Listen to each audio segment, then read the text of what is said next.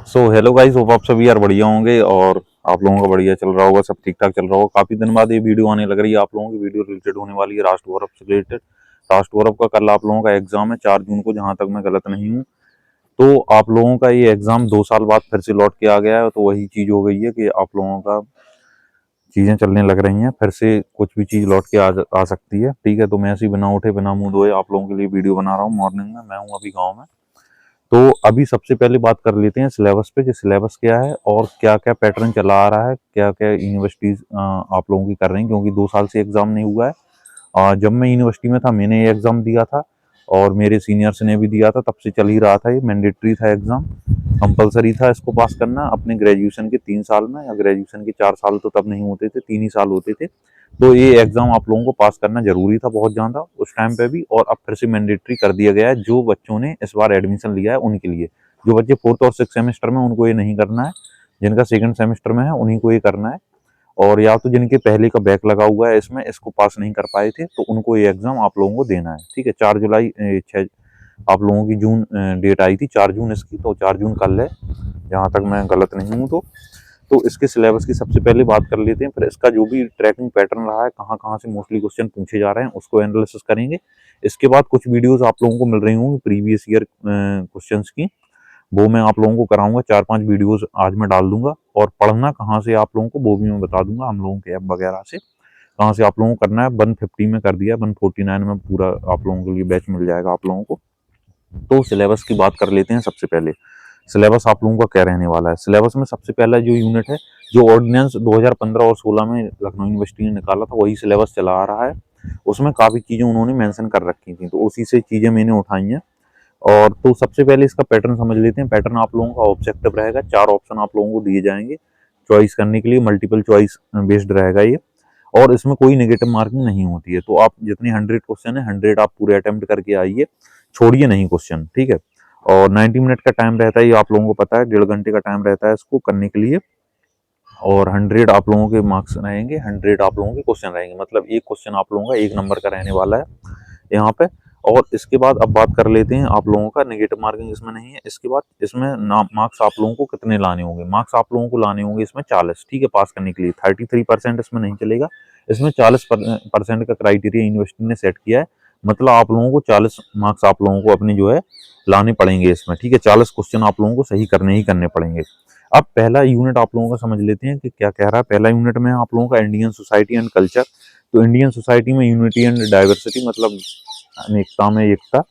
ठीक है, Indian culture पूछा जाएगा। Architecture of India, architecture of India में काफी सारी शैली हैं। द्रविड़ शैली हो गया आप लोगों का, बुंदेलखंडी में यहाँ पे अलग है, जो चोला ने बनवाए हैं यहाँ पे आप लोगों का।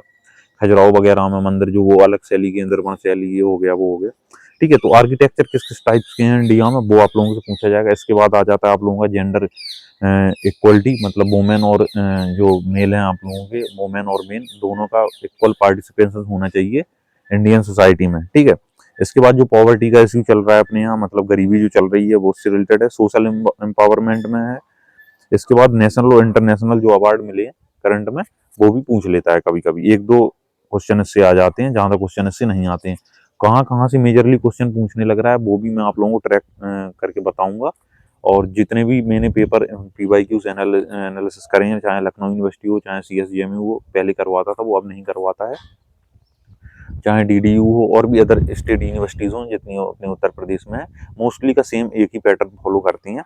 और प्रीवियस ईयर से भी काफी ज्यादा क्वेश्चंस आप लोगों को देखने को मिल जाते हैं। ठीक है, अब यूनिट 2 की आप लोगों की बात कर लेते हैं। यूनिट 2 में आप लोगों का क्या है, बेसिकली इम्पैक्ट ऑफ ग्लोबलाइजेशन। जैसे ग्लोबलाइजेशन में क्या है, हर चीज ग्लोबलाइज हो गई है।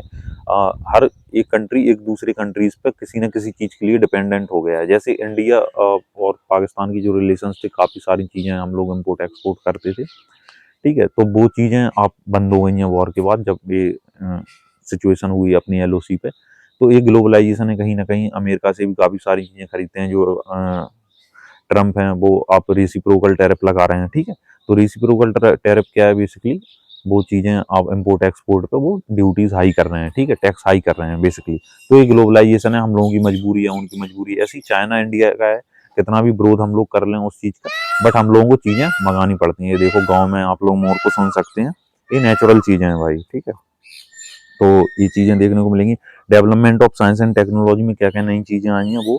Issue with intellectual property rights, जैसे कॉपीराइट्स वगैरह होते हैं जो हम लोग वीडियो बना रहे हैं, तो हर एक इंडिविजुअल को कॉपीराइट दिया जाता है कि आप अपने कंटेंट का पैसा आपको मिले, कोई आपका विदाउट परमिशन आपकी कंटेंट जो है कॉपी ना कर पाए। ठीक है, जैसे अभी यूट्यूब पे चल रहा है काफी ज्यादा, यूट्यूब पे जो ANI एजेंसी है वो काफी ज्यादा स्ट्राइक मार रही है बड़े बड़े क्रिएटर्स को, और काफी ज्यादा पैसा वसूली कर रही है, 18-18 20-20 लाख रुपए लोगों से मांगे जा रहे हैं। तो ये अभी काफी बर्निंग इश्यू चल रहा है, इससे आप लोगों को कोई लेना देना नहीं है। आप लोगों को मैं समझा रहा हूँ कि कहाँ कहाँ से चीजें आप लोगों की हैं इसमें।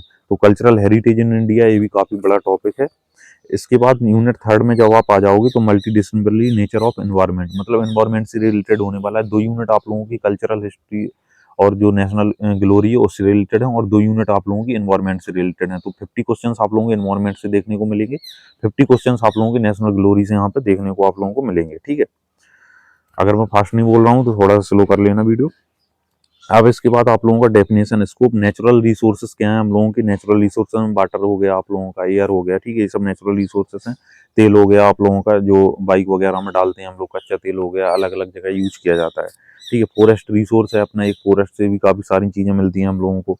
और जो डिफोरेस्टेशन होने लगा है, गवर्नमेंट काटने लग रही है पेड़ वगैरह, उससे रिलेटेड भी आप लोगों का पूछा जा सकता है। वाटर रिसोर्सेस हैं, फूड रिसोर्सेस हैं, एनर्जी रिसोर्सेस हैं आप लोगों के, और लैंड रिसोर्सेस हैं। जमीन भी एक रिसोर्स है, कुछ ना कुछ आप लोगों का प्रोडक्टिविटी वो देती है आगे चल के। ठीक है, तो मैं शॉर्ट्स में चीजें बता रहा हूँ, डिटेल में करना नहीं चाहता हूँ, क्योंकि आगे चल के मैं इसका आप लोगों को बता दूंगा कि कहाँ कहाँ से चीजें मेजरली आप लोगों की पूछ रहा है, कहाँ कहाँ से आप लोगों का कवर कर रहा है। सिलेबस में तो कुछ भी आप लोगों का दे देते हैं, ठीक है, कुछ भी नहीं, मतलब रहता है इसी से रिलेटेड। ठीक है, यूनिट 4 में आप लोगों का इकोसिस्टम है। इकोसिस्टम क्या है बेसिकली, तो वो आप लोगों को बताना है। डेजर्ट वगैरह, डेजर्ट का इकोसिस्टम अलग रहता है, वहाँ पे अलग जानवर रहते हैं।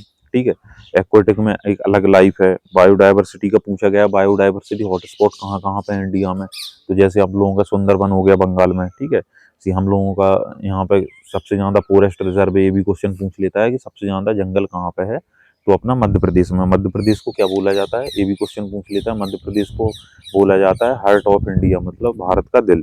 ठीक है, तो ये सारे क्वेश्चन पूछ लेता है। एक क्वेश्चन और पूछता है, मैनचेस्टर ऑफ उत्तर प्रदेश कौन है, तो उत्तर प्रदेश का मैनचेस्टर कहा जाता है अपने कानपुर को। ऐसे ही पूछ लेगा मैनचेस्टर ऑफ इंडिया क्या है, तो मैनचेस्टर ऑफ इंडिया है आप लोगों का अहमदाबाद। ठीक है, तो ये सारी चीजें, एक 2-3-4 क्वेश्चन है ये पूछता है बहुत ज्यादा। इसके अलावा वो मैं बाद में बात कर लूंगा। इसके बाद सॉलिड वेस्ट मैनेजमेंट का है, कि सॉलिड वेस्ट मैनेजमेंट के लिए क्या क्या गवर्नमेंट कर रही है। जैसे अभी एक क्वेश्चन, 2-3 क्वेश्चन और आप लोगों से पूछ सकता है, वो मैं अभी बता दे रहा हूँ। जैसे स्वच्छ भारत मिशन कब चालू किया गया था, ठीक है, और ये सॉलिड वेस्ट मैनेजमेंट वाला भी कोई इनिशिएटिव लिया था गवर्नमेंट ने, वो भी है। डिजिटल कचरे को एकत्रित करने के लिए वो भी आया था। तो ये सारे क्वेश्चन आप लोगों से पूछ सकता है। पर्यावरण दिवस कब मनाया जाता है, ये तो नॉर्मल क्वेश्चन हो गया। योगा डे का भी पूछा था, जब अभी हुआ था लास्ट ईयर।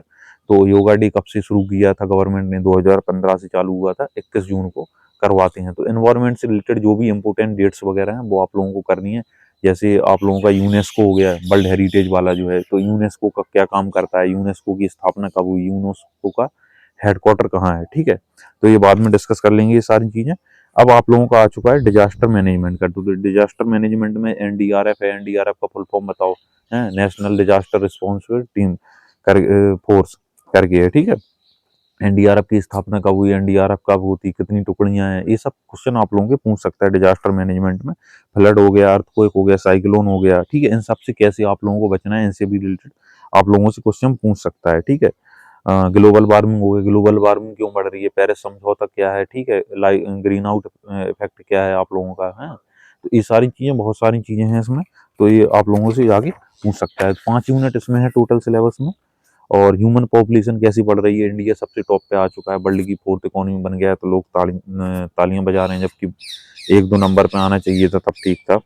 इसके बाद ह्यूमन राइट्स में क्या क्या है, जैसे 6 से 14 साल के बच्चों को लिए जो शिक्षा है वो देनी चाहिए 21 आर्टिकल्स में। ठीक है, और स्वतंत्रता का अधिकार, धार्मिक स्वतंत्रता का अधिकार, ये सारी चीजें आप लोगों से इसमें पूछ सकता है। ठीक है, तो काफी ब्रॉड सिलेबस है, बट इसमें घबराना नहीं है, क्योंकि इसमें 50-50 क्वेश्चंस में अप्रॉक्स बटा रहता है ये। 50 क्वेश्चंस आप लोगों के नेशनल ग्लोरी से, 50 क्वेश्चंस आप लोगों के रहेंगे एनवायरमेंट से। ठीक है, तो अगर हाफ हाफ भी दोनों को कर लोगे तो भी आप लोगों का हो जाएगा आराम से 40 मार्क्स का। ठीक है। तो अब आप लोगों को पढ़ना कहाँ से है, PYQ वगैरह कहाँ पे मिलेंगे वो मैं बता दे रहा हूँ। कुछ PYQ की मैं प्रैक्टिस करवा दूंगा और कुछ PYQ का मैं आप लोगों को अभी बता भी दूंगा नेक्स्ट वीडियो में कि कहाँ कहाँ से आप लोगों को पढ़ना है, क्या करना है।